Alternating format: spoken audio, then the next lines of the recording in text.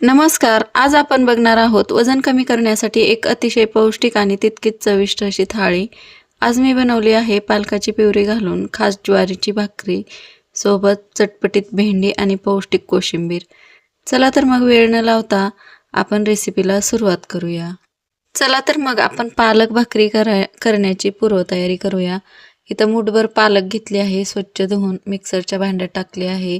त्यात अद्रक थोडंसं टाकलं आहे, लसूण पाकळ्या 2-3 टाकल्या आहेत आणि यात पाणी टाकून छान अशी प्युरी बनवून घेतली आहे. ह्या पद्धतीने पाहू शकता स्मूथ अशी प्युरी बनवून घेतली आहे. आणि इथं मी घेतलं आहे 2 कप असं ज्वारीचं पीठ घेतलं आहे. पाहू शकता तुम्ही अशा पद्धतीने घेऊन ठेवलं आहे. तर इथं गॅसवर पातेलं ठेवलं आहे. आपण जी बनवून घेतलेली आहे पालकची प्युरी ती टाकून घेतली आहे. 1 कप अशी पालक प्युरी आहे. 1 कप असं आपण पाणी टाकूया. तर 2 कप असं मी हे लिक्विड घेतलं आहे आणि 2 कप असं ज्वारीचं पीठ घेतलं आहे. याला छान अशी खळखळून उकळी आली की थोडंसं मीठ टाकून घेऊया आपण आणि जे आपण घेतलेलं ज्वारीचं पीठ आहे ते टाकून घेऊया आणि टाकून घेऊन गॅस बंद करूया आणि हे पीठ चांगलं मिक्स करून घेऊया पातेल्यामध्ये. तर अशा पद्धतीने चांगलं पीठ मिक्स करायचं म्हणजे आपलं पीठ हे मऊ होतं. ह्या पद्धतीने पातेल्यात आपण सगळं पालक प्युरी आणि पीठ मिक्स करून घेतलं आहे आणि आता हे एका भांड्यात काढून घेऊया मोठ्या आणि छान असं गरम असतानाच सगळं मिक्स करून घेऊया ह्या पद्धतीने. तर ही भाकरी जेवढी दिसायला छान दिसते तेवढीच पौष्टिकसुद्धा आहे. आवडीने सगळेही खातील. ज्यांना पालक आवडत नाही ना ते सुद्धा खातील अशी ही भाकरी दिसायला सुद्धा छान आहे. यामध्ये आपण गरम पाण्याचा वापर केलेला आहे त्यामुळे ही भाकरी मऊ होते. ज्वारीमध्ये भरपूर प्रमाणात फायबर असते आणि पालकमधून आयर्न लोह मिळते. यामुळे पोट बराच वेळ भरलेलं राहते आणि वारंवार भूक लागत नाही. तर हे पीठ आपण झाकून ठेवलं आहे. आता करूया कोशिंबीरची तयारी. तर इथं दही घेतलं आहे मी घट्ट असं आणि टोमॅटो 1 घेतला आहे कट करून, 1 कांदा कट करून घेतला आहे. थोडंसं मिक्स करून घेऊया.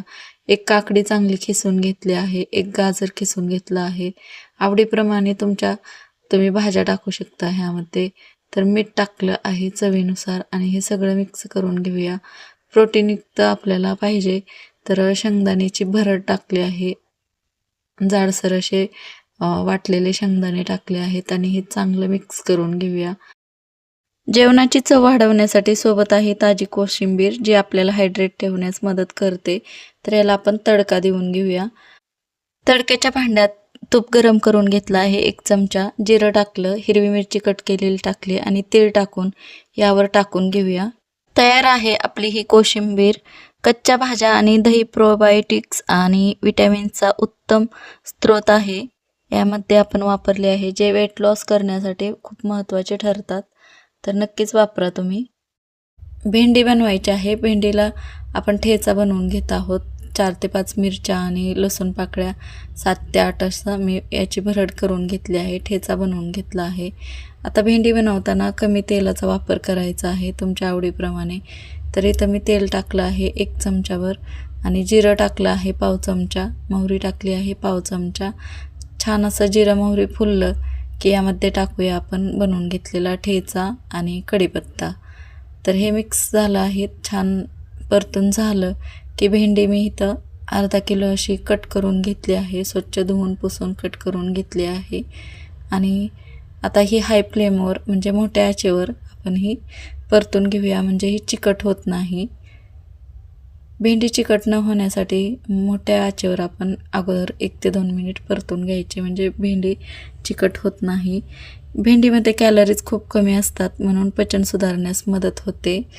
तर थोडी परतून झाली की कमी आचेवर आपण आता हे भेंडी बनवून घेऊया. हळद टाकली आहे थोडीशी. थोडासा गरम मसाला किंवा आमचूर पावडर टाकली तरीही चालेल. चटपटीत भेंडी होते. लाल मिरची पावडर टाकली आहे थोडीशी आणि पाव चमचा आमचूर पावडर टाकली आहे. तुमच्या आवडीनुसार तुम्ही कमी जास्त करू शकता किंवा स्किप करू शकता.